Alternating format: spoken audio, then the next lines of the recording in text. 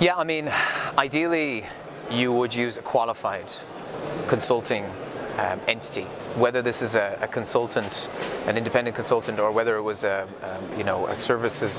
security services company such as Mandiant. Okay, there's a lot of qualified entities who can provide that, but there's not just commercially available entities like Mandiant, etc. There's also, if you look at the support here in the region, you've got entities like ACERT.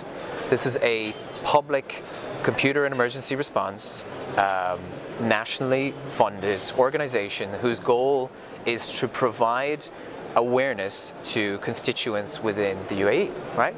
And similarly in Qatar you have QCERT, and then in Saudi you have the Saudi CERT team.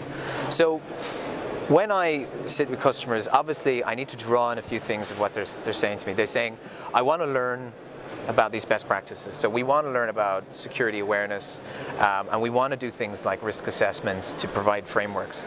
It really depends on their size, their ability to fund a project like that, okay? Now, at a certain level you will be able to, okay? You'll be able to provide a funding to build small risk assessment that can eventually lead a roadmap to building a better risk posture within your environment. However, if there was an organization that sat there looking at this and said, we do not have the funding, okay? I would simply say, don't stop at that, okay?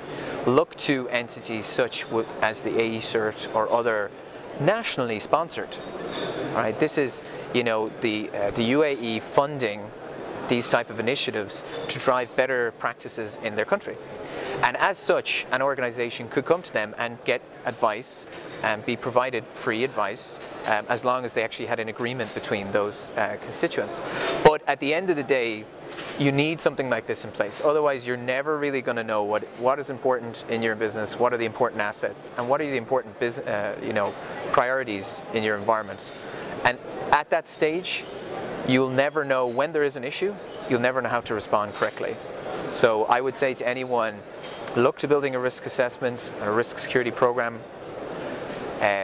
However, don't stop if such things as funding is a problem, budget, etc.